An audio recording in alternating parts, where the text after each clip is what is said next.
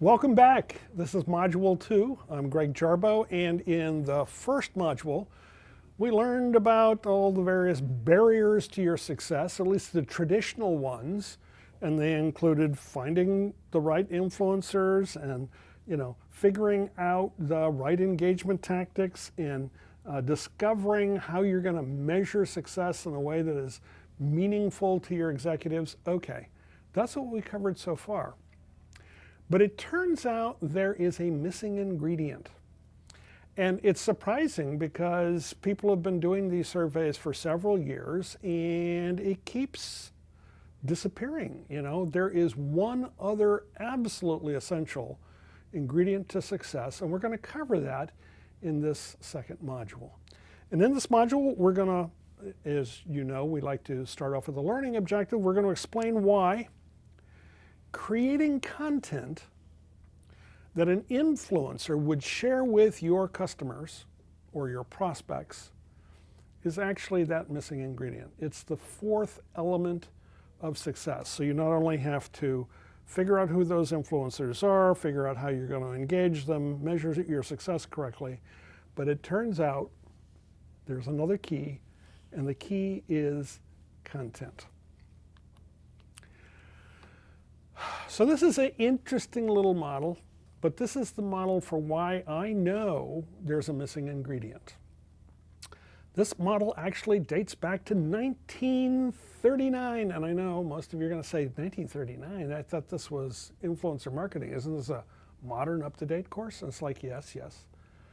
But it turns out most of what we think we know about the way the media world works goes back to this formula from 1939.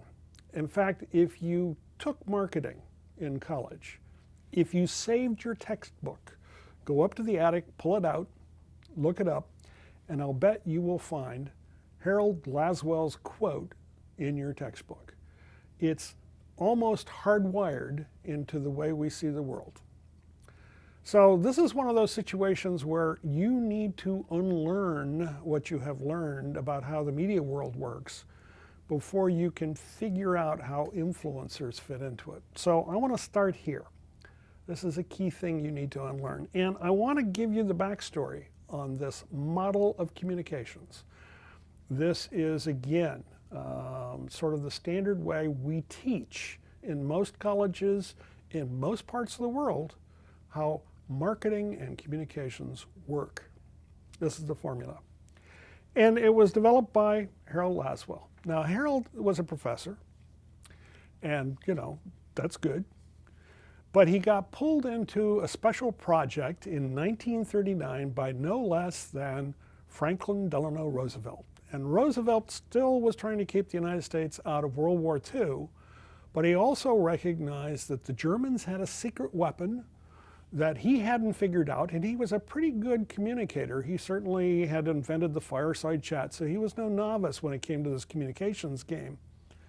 But the Germans were using something called propaganda, and it seemed to be working marvelously for them.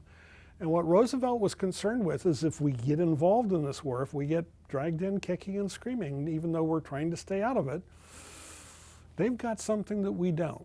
They're using it effectively, and we could get creamed. So how does propaganda work?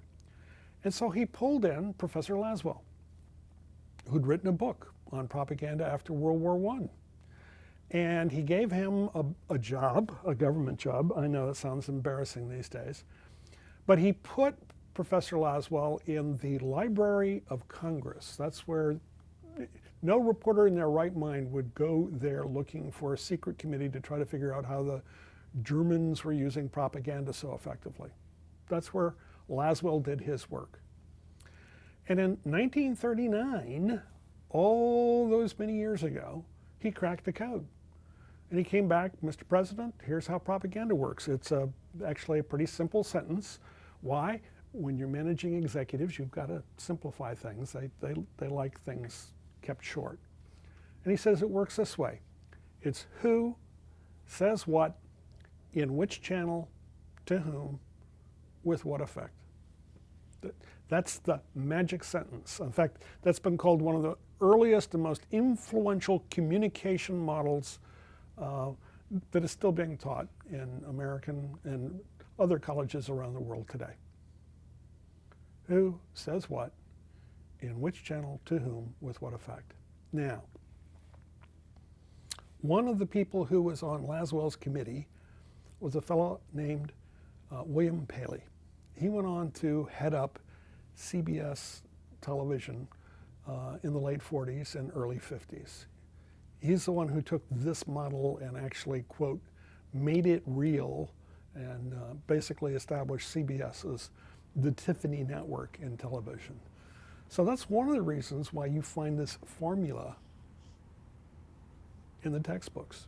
It had that kind of influence. But let's go back and think about this for a second. Laswell was asked to figure out how propaganda worked. And his formula was actually a government secret, and it wasn't declassified until 1948. And Laswell was finally given permission to publish it. And he understood that if he published, here's how propaganda works, there wasn't going to be much of a market for that. So he took propaganda out and he put communications in, and here's how communications works. And the answer is a certain kind of communications works this way. Propaganda works this way. One-way communication works this way. If you can broadcast your message in a solo direction, hit your audience in a sort of a Pavlovian way until they salivate when you ring the bell, that's how communication works. But it turns out there was other research being done at the very same time.